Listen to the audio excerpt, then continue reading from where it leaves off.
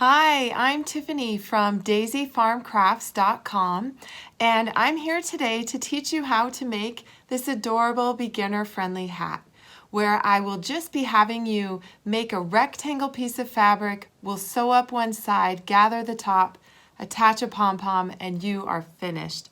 So I'd like to really thank my friends at Yarnspirations.com for inviting me to design a beginner-friendly hat for you. And let me do a video tutorial that I can show you my love of crochet.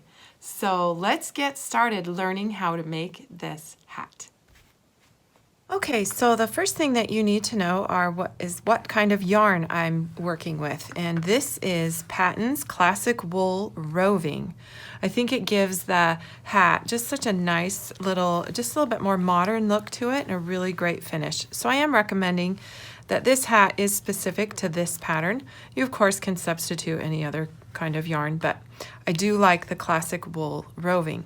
I am using the recommended size J hook that you can see listed on the back here, and I use 2 skeins, 2 balls of this wool roving. And for today's demonstration, I'm going to use it in the pale blush color because I think you can see that just a bit better on video, but any color is just beautiful. So to get started is what you need to do is start with a chain of 38. So I'll go ahead and get this counted out and come back and show you what your first row should look like. So go ahead and push pause and get 38 chains on your hook. Okay, I have my 38 chains and all ready to go. And so what you're going to do, the pattern says to work in the 3rd chain from the hook. So we don't count this loop that's on the hook. We start counting with the last one that we made. So that is number 1, and then there's number 2, and in this 3rd chain from the hook, you yarn over for a half double crochet, insert your hook, and it's fine to just insert it into this top loop for this project, and yarn over and pull up a loop. You'll have 3 loops on your hook. You'll yarn over and pull through all 3 loops on your hook, and that counts as a half double crochet.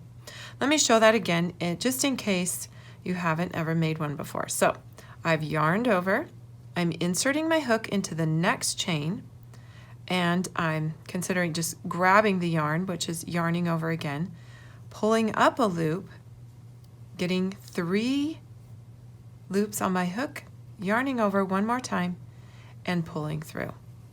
That's what makes a half double crochet. Okay, I'll show you one more time. I yarn over, insert my hook, grab the yarn, pull up a loop, yarn over one more time, and pull through 3.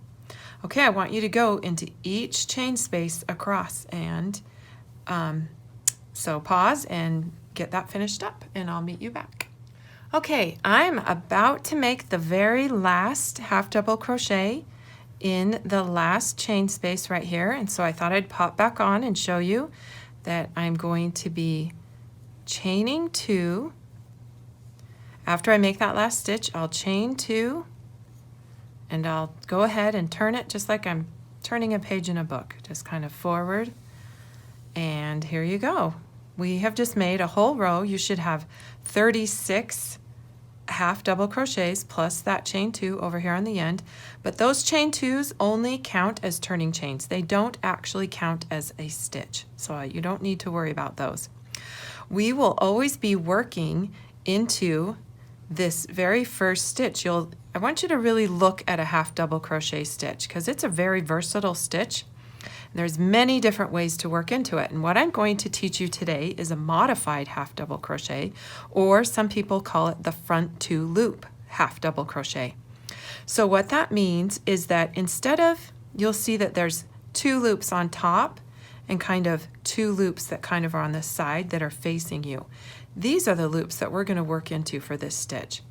So half double crochet, again, yarning over, always yarning over, but instead of inserting my hook right here into that big hole that you usually do, we're going to come up underneath those 2 loops, just like that, and complete the stitch as normal. Yarn over and pull through the 3 loops on the hook. Okay, let me show you that again. It's going to give us a really nice braid look across the back, and so that's why we're going to do that. We're trying to make the easiest way to make a faux ribbing type looking hat. Okay, here we go. So yarning over, I see those 2 V's right there. I'm just coming up underneath both loops. Yarning over, pulling back down through. Oh, whoops, I've caught myself on a little fiber. Okay, yarning up. Here we go. And then yarning over and pulling through 3.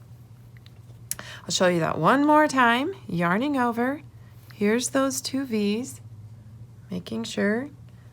Now pull up a loop, yarn over, and pull through all 3. Okay, how about one more time? Yarn over, up through those 2, pulling through, yarning over, pulling through 3. Okay, go ahead and finish that stitch all the way across the row. I'll meet you at the end. Okay, I'm popping back on just as I'm about to finish the row because I want to make sure you get that last stitch.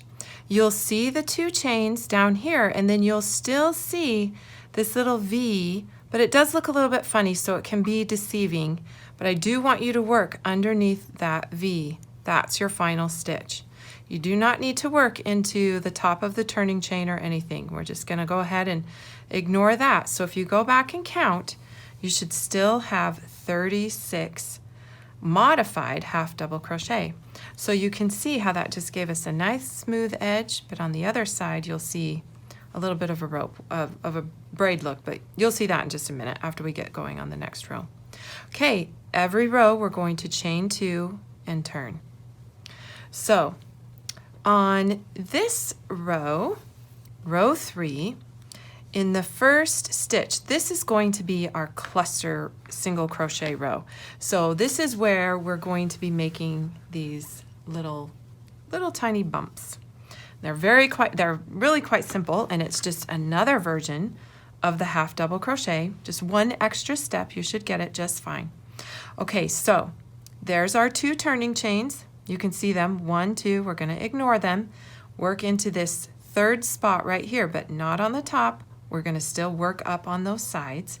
The V that is facing towards us, those are the ones we're going to work into, or up through, because we always come up from the bottom. So same thing with a half double crochet. We are yarning over, but this is going to be a half double crochet cluster.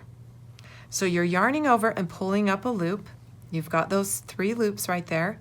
And instead of yarning over and pulling through, you're going to yarn over and go right back up through that stitch again, yarn over and pull it through. And now you have 5 loops on the hook. Okay? Now you'll just simply yarn over and pull through, and you've just made a little cluster. Just simple, simple.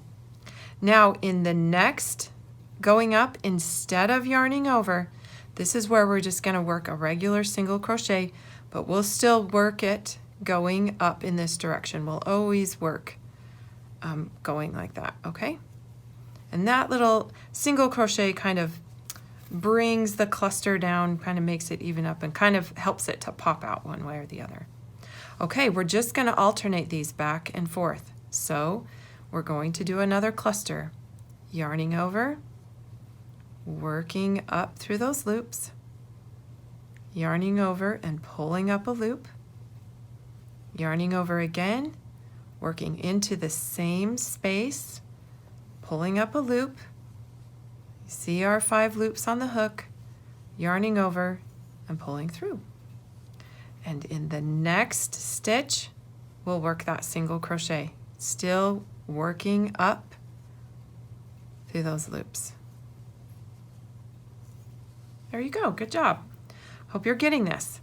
Let's do it a few more times. Yarn over, cluster stitch, pulling up a loop just like a half double crochet, but we're adding this extra step of yarning over, pulling up another loop. That gives us 5 loops, yarning over and pulling through. The next stitch, single crochet. Okay, what you'll see is here along the back, those little clusters are going to start to form. You're going to really like this, the ease of this, okay? Here we go, let's do one more cluster, half double crochet cluster. Actually, this could be a big long name, the front two loop, half double crochet cluster, single crochet in the next space. Okay. Go ahead and push pause, take your time, really get to know this stitch. Don't be afraid to undo and redo. I hope I've shown it enough. Go ahead and maybe rewind and watch again, but I'll meet you back at the end of the row. Okay, I'm about to finish the last two stitches, so I thought I'd hop on here. Sometimes always the end is a little bit confusing because that stitch is tricky to find. But here we go. I am going to work into the two loops, those side two loops with my cluster, and the last stitch on here will be the single crochet, and I'll still work up and find them right there. Okay, chaining two and turning, and now this is row 4, and row 4 through 6 we're just working the modified double crochet again. However, it will look a little bit different when you go through those single crochets because obviously they don't have those front two loops. So, but that's totally okay. Just work under the top two loops. You'll be just fine. So it's almost like just work a regular half double crochet, but then go ahead and catch those two loops that are facing you, and that was from the cluster. And then you'll see the single crochet. And we'll work another, and these are all half double crochets. We'll work one right there. Some ways I did this so this is also is teaching you what stitches look like. It's really important as you kind of continue your crochet journey to understand what different stitches look like. And a half double crochet always has these 3 loops, and that's when you can really start playing around with different techniques and styles. It just depends on where you insert your hook. It'll give you different looks. Okay, so I don't mean to be going too fast, but I am just working regular half double crochets into the single crochets and a regular sort of one, except I'm going up again like that. Okay, you're going to do this for 3 rows, and then you will repeat the cluster row, and that's where our pattern just continues to repeat until you have 44 rows total. Okay, so I think I'll hop back on here just one more time. Make sure you are able to turn, and I think you're going to be on your way to getting this hat done, and that's all you need to do is just make this rectangle, and then we'll sew it up, and you'll make a pom-pom, and you've got a hat. So, okay, I will pop back on after I get my 3 rows done. I'm just about to finish my 3rd row. So sometimes as a beginner, it's hard to understand or hard to look back and count those rows. So I wanted to give you a good idea of what that looked like so that you know you've done 3 rows when you turn these. So this is the 3rd row that I've just completed. The cluster row is facing me, and then I have another row just above it, then another, and now this row. So when I turn, you'll always know you've done 3 when the clusters are facing away from you. You need to make sure you're doing the clusters, going in the same direction so they all end up on the same side of the hat. And again, I just want to double check that you're getting this last stitch. This can be tricky when you turn. I know that the chain 2s sort of, collapse over, but I want you to make sure you can see that final half double crochet, these 2 loops. Sometimes what I tell my younger girls who I've taught is when in doubt, count. So if you're unsure if that's a stitch or not, you need to go ahead and take the time and count, and you should always have 36 stitches across. So you just count the tops of those V's. starting with that one right over there. Okay, because sometimes that little stitch is hard to miss and it will start making your fabric go in and the sides won't be straight. So there you go. Just want to make sure. I'm chaining 2, turning it over. So this is what I mean. When you're ready to do that cluster row, they are facing away from you. They're on the back of your work now. That's how you know it's time to do a cluster row. So you can see all these little V's and you see the little braid that's starting to form. This is an easy way. Actually, I think whoever you gift this hat to will be surprised that it was, you know, relatively so simple to make, but it looks complicated, but it's really not. Okay, just made that first cluster and I'm going to do a single crochet. Just gonna alternate that across. Okay, so going forward now, you are just going to repeat this pattern, a cluster row with 3 half double crochet rows until you get to 44 rows. And then I will come back and show you how I sew them together, and we'll gather the top and you'll be finished. Attach a pom-pom. Okay, so I will say though, the next little part is going to take you some time. So probably sit back, relax, put on a good movie, and definitely press pause, because when you pop back on this video, we will hopefully have our 44 rows done and we will be sewing up the seam. Okay, good luck. Okay, hi, welcome back. I've got my 44 rows all completed, and obviously if you could see with the pattern, you only actually did a row of clusters and then 2 more rows of half double crochet, and that's because the first row is over here on your base row. So when we join, the pattern still kind of is cohesive. Now you'll still see a little bit of the join, but it won't be that noticeable. Okay, so to tie off, I'm going to have you really tie off with a very long tail, because we are going to use this to sew up the side and also gather. So you want to make sure you have plenty. Now you are going to have to be very careful with this yarn, because it's roving. It's not as strong. And so we do this a little bit more delicate. It will hold in place once we get going, but I just want to caution you not to tug on it too tight, because it will pull apart if you tug on it just a little bit too tight. So go ahead and thread your tapestry needle, and that would be one of those big eye blunt tip needles that's perfect for yarn. And go ahead and fold without weaving in any other ends yet, and hopefully you did okay joining that second skein of yarn when you needed it. Okay, so here's the tail. We'll ignore that for right now.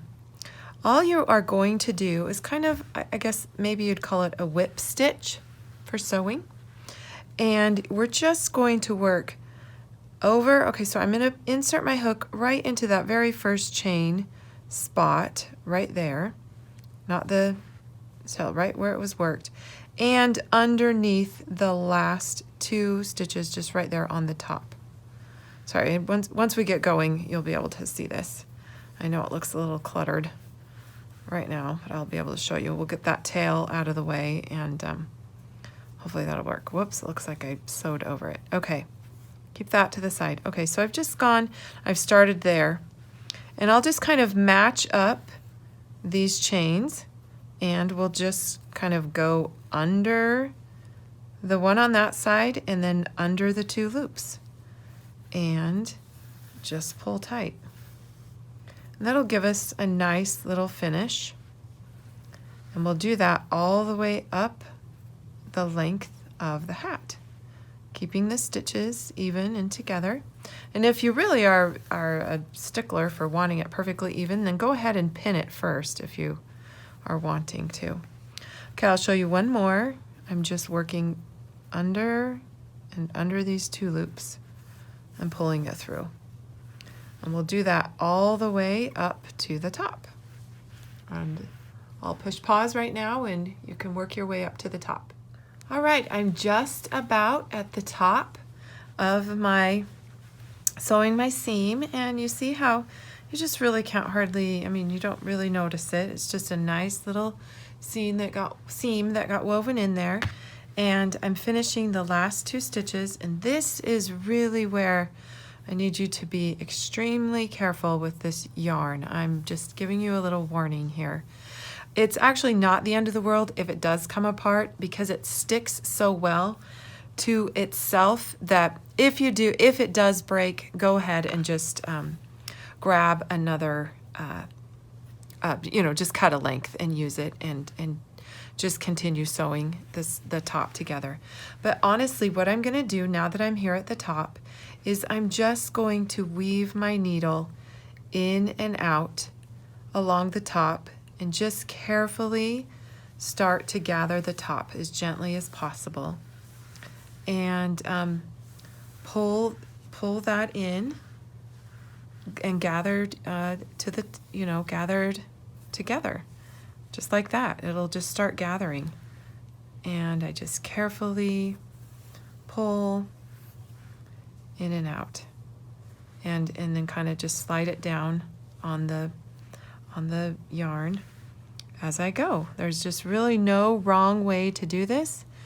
Just take it in and out and go all the way around, and then when you kind of have it cinched up close, then you'll just kind of work the needle back across and gently close up the hole. You don't need to close it extremely tight, but you do need to, just tight enough. So, okay, I will continue gathering this and, bringing it closer together, and I'll come back and show you the finished product. Okay, so even though I was being very careful, the yarn does come apart. That is how roving yarn is. But do not let that bother you or be worried about it at all, that your hat is going to fall apart. It won't. Just all I did was just cut myself a new piece of string, and that kind of gets a stronger one going again. Leave an end hanging out. You'll just weave that in later and continue gathering and get this to about, as pulled in as much as you can. We're just kind of loosely pulling this in and gathering it, because you want it to still look good at the top. And so it's almost like, okay, once you get it sort of gathered in, go ahead and just make some little stitches across, get those out of the way, and finish just slightly closing it up. There is really, you can't, don't be obsessed that it needs to be perfect or anything. You really can't mess this up. The pom-pom will cover this up. So you kind of want it, loose-ish in a circle, kind of mess with it, and you're fine. So that's all I'm doing. I'm just randomly stitching it closed, continuing to gather it in, and then after I'm done, I'll work on weaving in all of those ends, and I'll have a nice little, hopefully just a nice little spot up top where I can attach the pom-pom. So I'll continue this off camera, and I'll come back and I'll show you the pom-pom.